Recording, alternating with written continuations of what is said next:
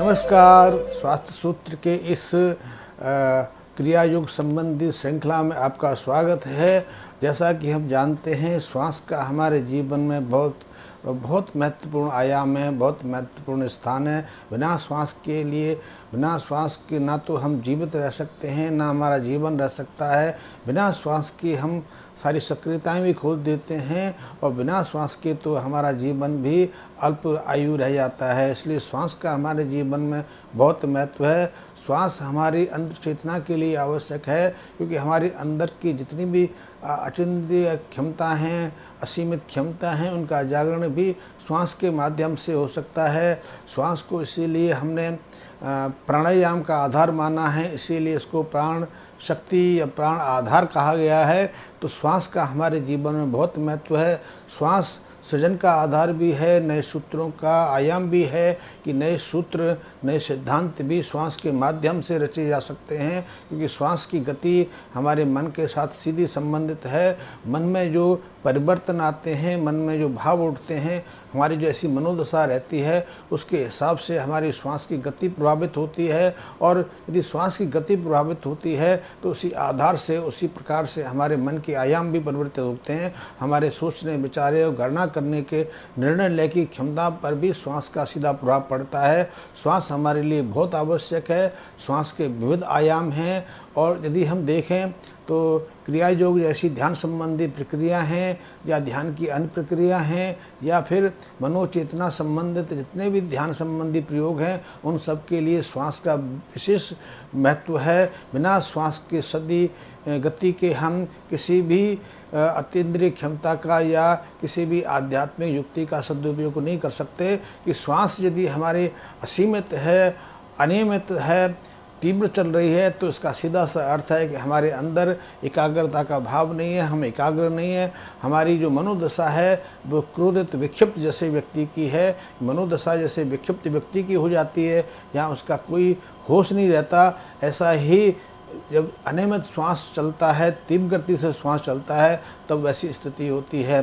श्वास का हमारे जीवन में अन्य बहुत सारे आयाम हैं, जिनका सब काम धीरे धीरे वर्णन करेंगे, धीरे धीरे विश्लेषण करेंगे। लेकिन आज मेरा जो वीडियो है वो क्रिया योग संबंधी जो ध्यान पद्धति है, उसमें श्वास का क्या महत्व है, उसमें श्वास से हम क्या मदद ले सकते हैं। क्योंकि जितने भी ध्यान संबंधी प्रयोग हैं, उनकी शुरुआत सिर्फ श्वास की प्रक्रियाओं के माध्यम से होती है। श्वास की प्रक्रियाओं को हम प्राणायाम कहते हैं। योग में इसका बहुत विस्तृत रूप से वर्णन किया गया है, और बिना इनको जाने हम ना तो ध्यान में प्रवेश कर सकते हैं, ना ध्यान संबंधी क्रियाओं का लाभ ले सकते हैं। अन्यथा यदि हम श्वास का सदुपयोग नहीं कर पाएंगे तो हमारे लिए ध्यान संबंधी सभी प्रयोग एक सिर्फ प्रतीक भर रह जाते हैं, एक सिर्फ प्रतिक्रिया भर रह जाते हैं। उनसे ना तो कभी कोई हमें लाभ मिलता है, ना मानसिक एकाग्रता का भाव उपलब्ध होता है, ना मानसिक शांति मिलती है। हम एक विक्षिप्त जैसी स्थिति में इधर से उधर भटकते रहते हैं। इसलिए श्वास को समझना, श्वास को जानना हमारे लिए बहुत आवश्यक है। श्वास हमारे जीवन का महत्वपूर्ण आयाम है। श्वास की जब हमारे स्थूल शरीर में श्वास का प्रवेश होता है, तब हमारे जीवन की शुरुआत होती है। और जिस दिन हमारे स्थूल शरीर से श्वास हमें त्याग के बाहर निकलता है, श्वास हमारे शरीर को छोड़कर बाहर आता है, उसी क्षण हमारे जीवन का अंत भी हो जाता है। और श्वास में यदि जीवन की किसी भी अवधि में कोई रुकावट आए, कोई अवरोध आए, तो हमारा शरीर घबराहट में भरने लगता है, और बिना श्वास के हमारा शरीर 2-3 मिनट से ज़्यादा जिंदा नहीं रह पाता। हमारे मस्तिष्क की जो क्रियाएं हैं, मस्तिष्क की जो गतिविधियां हैं, बिना श्वास के कुछ मिनटों के बाद निष्क्रिय पड़ने लगती हैं, और श्वास हमारा असमान व्यवहार करने लगता है। मृत्यु का एकमात्र कारण श्वास का अवरोध है। और श्वास में बहुत शक्ति है। श्वास की एकाग्रता से हम मन की एकाग्रता को प्रभावित कर पाते हैं। श्वास के बगैर ना तो हम स्वस्थ रहते हैं, ना सक्रिय रह पाते हैं, क्योंकि श्वास के अवरोध के बाद हमारी शारीरिक गतिविधियां हैं वो स्तंभित होने लगती हैं, रुकने लगती हैं, निष्क्रिय पड़ने लगती हैं, और हम स्वयं शरीर में एक विकार, एक नष्ट की प्रक्रिया की शुरुआत देखते हैं। इसलिए श्वास का बहुत महत्व है। श्वास सिर्फ ऑक्सीजन नहीं है, श्वास सिर्फ प्राणवायु नहीं है।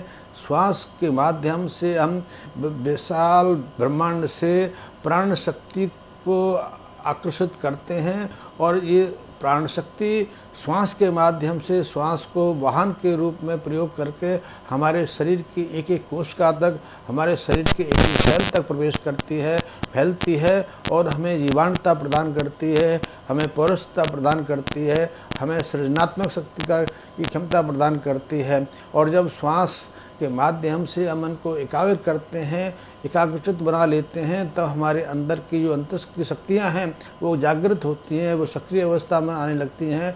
और इसके बाद हम मानसिक रूप से ही नहीं, हम योग्यता और विश्लेषणात्मक क्षमता के माध्यम से भी आगे बढ़ते हैं और अद्वितीय स्थिति को प्राप्त कर लेते हैं कि जब आप एकाग्रचित होते हैं, आपका मन एकाग्र रहता है, आप ठीक से चिंतन मन कर पाते हैं, आप अपनी समस्या का निराकरण कर पाते हैं, समस्या का सही सॉल्यूशन ढूंढ पाते हैं। और इतना ही नहीं, ब्रह्मांड में कहीं ऐसा है कि जो सूत्र हैं जीवन के, कहीं ब्रह्मांड में कहीं संग्रहित हैं, वहाँ से आप उन सूत्रों को प्राप्त कर पाते हैं। क्योंकि हमेशा इस संसार में नए सूत्र का, नए सिद्धांत का जो प्रतिपादन हुआ है वो एकाग्रचित व्यक्ति ने किया है। जब व्यक्ति स्वयं में उपस्थित नहीं रहता, स्वयं में अनुपस्थित हो जाता है, तब कहीं उसके अंत से उस सूत्र का प्रतिपादन होता है, सूत्र का प्रश्न होता है और सूत्र को संसार को दे पाता है। संसार की जितनी भी समस्याएं हैं वो एकाग्रचित मस्तिष्क के माध्यम से हुई हैं और एकाग्रचित मस्तिष्क तब तक संभव नहीं है जब तक कि आपका श्वास पर नियंत्रण नहीं है, आप श्वास को नियंत्रित नहीं कर लेते, आप श्वास को सही अभ्यास से अपने नियंत्रण में नहीं ले पाते। तो श्वास को नियंत्रण में लाना है तो उसके लिए प्राणायाम संबंधी क्रिया हैं। योग तंत्र पर इस पर बहुत विस्तृत रूप से प्रकाश डाला गया है। यदि आप क्रिया योग का अभ्यास करते हैं तो सर्वप्रथम आपको श्वास के माध्यम से आपको अपने मन को एकाग्र करना है। मन एकाग्र होगा तो आपकी मानसिक शक्तियाँ जागृत होंगी।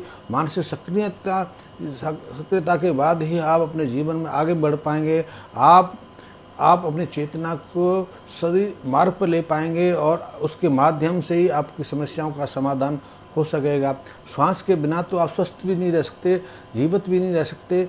श्वास के अवरोध के बाद, श्वास की जो अनियमितता के बाद, श्वास में रुकावट आने के बाद आप निरोगी नहीं रहते, आपका स्वास्थ्य बिगड़ने लगता है, आप कमज़ोर पड़ने लगते हैं, आपके अंदर बीमारियों की, रोगों की उत्पत्ति की शुरुआत हो जाती है और एक के बाद एक नए नए रोग आपके शरीर में पैदा होने लगते हैं। तो श्वास का सीधा माध्यम, सीधा संबंध आपके स्वास्थ्य के साथ भी है। आप यदि सही श्वास लेते हैं, सही गति से श्वास लेते हैं, श्वास की गतियों का निरंतर अभ्यास करते हैं तो आप न केवल दीर्घायु रह सकते हैं बल्कि बीमारियों से, रोगों से बचे रहकर स्वस्थ जीवन यापन भी कर पाते हैं।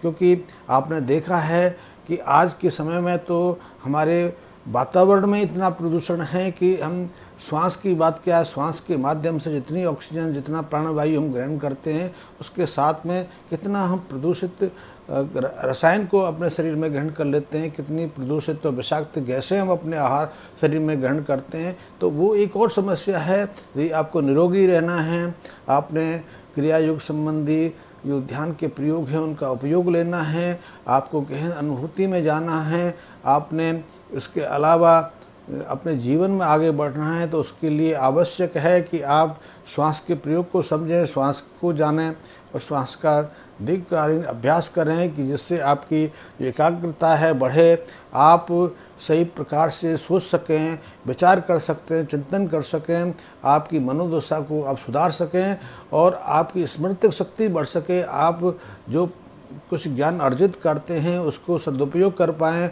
उसे क्रमबद्ध उपयोग में ला सकें। इसके लिए भी आवश्यक है कि आप श्वास की क्रियाओं का अभ्यास करें। तो श्वास की बहुत सारी क्रियाएं हैं, बहुत सारे प्राणायाम के आयाम बताए गए हैं, उनका बहुत सारा अभ्यास है। आप क्रिया योग संबंधी जब प्रयोग शुरू करते हैं तो सबसे पहले आपको नाड़ी शोधन का अभ्यास कराया जाता है। नाड़ी शोधन में हमारे अंदर जो 72,600 से ज़्यादा नाड़ियाँ हैं उनकी शुद्धिकरण की प्रक्रिया होती है। क्योंकि यही जो नाड़ियाँ हैं यही तो हमें जीवन प्रदान करती हैं, यही हमारे मूलाधार से उठकर हमारे आज्ञा चक्र तक जाती हैं और आज्ञा चक्र से ऊपर हम किसी और माध्यम से अपनी जो प्राण वायु है, प्राण शक्ति है, उसको ब्रह्म केंद्र तक ले जाते हैं। ब्रह्म शक्ति को वहाँ से हम ब्रह्मांड व्यापी शक्ति के साथ जोड़ते हैं, उसके साथ उसका संबंध स्थापित करते हैं, हम ब्रह्मांड व्यापी बनते हैं। तो हमारे लिए श्वास का बहुत उपयोग है। श्वास के माध्यम से ही हम अपने शरीर का रूपांतरण कर सकते हैं, श्वास के माध्यम से ही हम क्रिया योग की शुरुआत कर सकते हैं। आप कहो कि श्वास को छोड़ दें, हम श्वास के प्रयोग को छोड़ दें, प्राणायाम का अभ्यास ना करें, हम सिर्फ मानसिक रूप से एकाग्रचित होने का अभ्यास करें, कहीं बैठ जाएं, किसी मुद्रा का अभ्यास ना करें, या किसी मुद्रा में बैठने मात्र से आपको ध्यान की उपलब्धि हुई, तो ये संभव नहीं है। जब तक कि आप मन को एकाग्र नहीं कर लेते, मानसिक रूप से आप जब तक एकाग्र नहीं हो जाते, आप जब तक अपने मस्तिष्क को कहीं एकाग्रचित स्थान पर केंद्रित करने में सक्षम नहीं हो जाते, तब तक ना तो कोई आपके लिए ध्यान प्रयोग है, ना कोई आध्यात्मिक गति है, ना कोई आप आध्यात्मिक उन्नति कर सकते हैं। क्योंकि आध्यात्मिक उन्नति के लिए भी मानसिक एकाग्रता बहुत आवश्यक है, और मानसिक एकाग्रता तब तक संभव नहीं जब तक कि आपका श्वास पर नियंत्रण नहीं है। तो श्वास को नियंत्रण के लिए, श्वास पर नियंत्रण पाने के लिए सबसे आवश्यक है कि श्वास संबंधी क्रियाओं का अभ्यास करें, प्राणायाम का अभ्यास करें। आप शुरुआत नाड़ी शोधन से भी कर सकते हैं, और जो क्रिया योग संबंधी जो ध्यान प्रयोग हैं उनमें कई तरह के प्राणायामों का वर्णन है। उसमें मैं धीरे धीरे सबका विवरण आपको बताऊंगा, उनके बारे में विस्तार से समझाऊंगा। तो शुरुआत आप नाड़ी शोधन से कर सकते हैं कि नाड़ी शोधन प्राणायाम के माध्यम से आप अपनी नाड़ियों का शुद्धिकरण कर सकते हैं। हमारे शरीर में 72,700 से ज़्यादा नाड़ियाँ बताई गई हैं, जिनमें से 3 नाड़ियाँ बहुत प्रमुख हैं। इसको एक को इड़ा कहते हैं, एक दूसरे को पिंगला नाम दिया गया है, और दोनों के मध्य से एक और नाड़ी गति करती है जिसे सुषुम्ना कहा गया है। सुषुम्ना हमारे मस्तिष्क की केंद्रीभूत नाड़ी है। इड़ा जो है हमारे बायां नासाद्वार से शुरू होकर मूलाधार तक जाती है, और इड़ा जो है हमारी इड़ा जो हमारी दायां इड़ा जो नाड़ी है हमारे बाएं नासाद्वार से शुरू होकर मूलाधार तक जाती है, और पिंगला नामक जो दूसरी नाड़ी है वो हमारे दाहिने नासाद्वार से लेकर हमारे मूलाधार तक जाती है। और ये नाड़ियाँ सिर्फ श्वास का माध्यम नहीं है, श्वास सिर्फ ऑक्सीजन का ग्रहण करने का माध्यम भर नहीं है, श्वास हमारे मनोदशा को परिवर्तित करने का माध्यम भी है। इसलिए आप देखते हैं जब आप प्रसन्नचित होते हैं, चिंतन मनन में होते हैं, आप जब किसी विषय पर गंभीरतापूर्वक सोच रहे होते हैं, या जब आपके मन में प्रसन्नता होती है, खुशी होती है, आनंद में आप गुनगुना रहते हैं, तो उस समय ज़्यादातर समय पर आपका बायां जो नासाद्वार है उससे माध्यम से आप ऑक्सीजन ले रहे होते हैं। लेकिन इसके विपरीत जब क्रोधित होते हैं, आप गुस्से में होते हैं, आप चिंतित होते हैं, आप किसी के प्रति कोई द्वेष भाव पैदा कर रहे होते हैं, या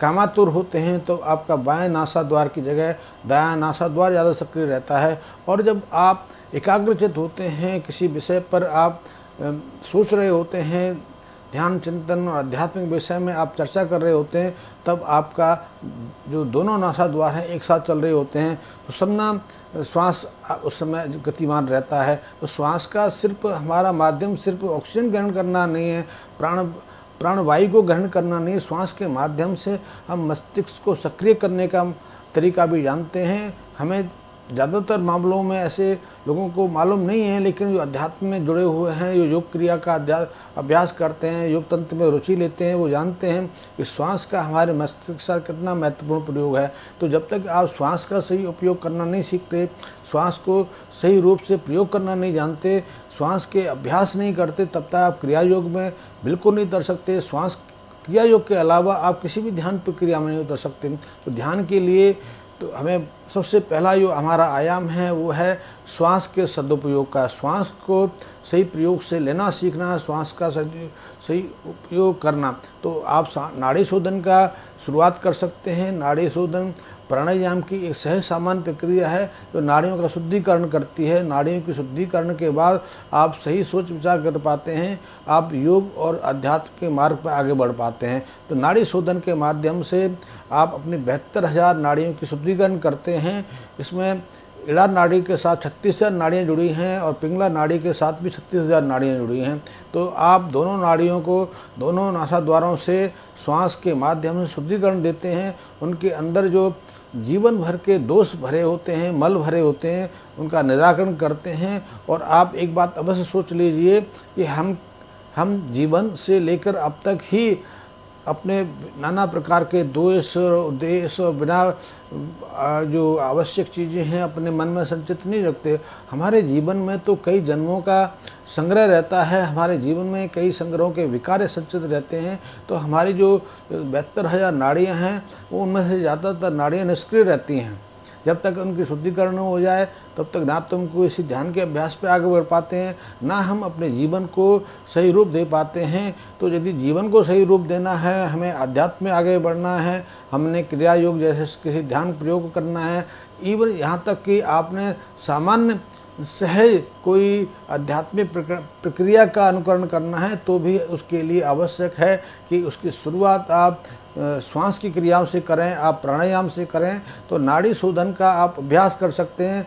नाड़ी शोधन के कई आयाम हैं। एक आयाम में सीधी तरह आप सहजता से कर सकते हैं। इसका आप अपने घर पर कभी दिन में 3 बार अभ्यास कर सकते हैं। एक बार प्रातःकाल कर सकते हैं, दोपहर को समय मिले तो दोपहर को कर सकते हैं, लेकिन रात्रि को संध्या को सोने से पूर्व अवश्य तीसरी बार दूसरी बार इस नाड़ी शोधन प्राणायाम का अभ्यास करें। दिन में 2 या 3 बार करने से 3 महीने के अंदर अंदर आपका शरीर का जो नाड़ी दोष है, जो नाड़ियाँ दोषपूर्ण हैं, मल युक्त हैं, वो रिक्त हो जाती हैं, शुद्ध हो जाती हैं और आपका चिंतन मन सही दिशा में आगे बढ़ने लगता है। तो इसके लिए आप नाड़ी शोधन का प्राणायाम के लिए कई आयाम हैं। एक आयाम को मैं आपको समझाता हूँ, उस आयाम का अभ्यास कर सकते हैं। तो किसी भी आसन में बैठ सकते हैं जिस आसन में आपको बैठना हो। पद्मासन तो बहुत अच्छा है, यदि पद्मासन में संभव नहीं तो सुखासन में बैठ सकते हैं। सुखासन में भी आपके लिए संभव नहीं है, कुर्सी पर बैठ सकते हैं, आप पलंग पर बैठ सकते हैं। तो आप वो अपने एक जो बायां नासा द्वार है, बायां जो नासा छिद्र है, उससे आप पहले अपना अधिकतम श्वास को बाहर निकालें, फिर उसी नासा द्वार से गहरा श्वास लें, बिना आवाज़ किए श्वास लें, उसको जितना संभव हो सके उतना अपने अंदर रोकें, फिर उसको दाहिना नासाद्वार से बाहर निकालें, फिर दाहिने नासाद्वार से धीरे धीरे श्वास को अंदर खींचें जितना संभव हो, लेकिन आवाज़ ना हो। दीर्घ श्वास को खींचें, उसको अपने फेफड़ों में, आप अपने लंग्स में उसको संचित रखें जितनी देर आपको लिए संभव हो, फिर उसको बायां नासाद्वार से बाहर निकालें। इस प्रक्रिया को आप जारी रखें। शुरू में आप 5 मिनट भी जारी रख सकते हैं, धीरे धीरे इसका अभ्यास बढ़ाएं। ये नाड़ी शोधन प्राणायाम का एक रूप है। इस रूप से शुरुआत कर सकते हैं। नाड़ी शोधन के ऐसे कई रूप हैं, उनके विषय में मैं आपको बताऊंगा, लेकिन यदि आप इस पहले रूप का भी अभ्यास करते हैं तो 3 महीने में आप अपने अंदर एक अद्वितीय स्वास्थ्य की अनुभूति करेंगे। आप देखेंगे कि आपके विचार आपके नियंत्रण में हैं, आपके क्रोध की भावना आपके नियंत्रण में है, आपके विचार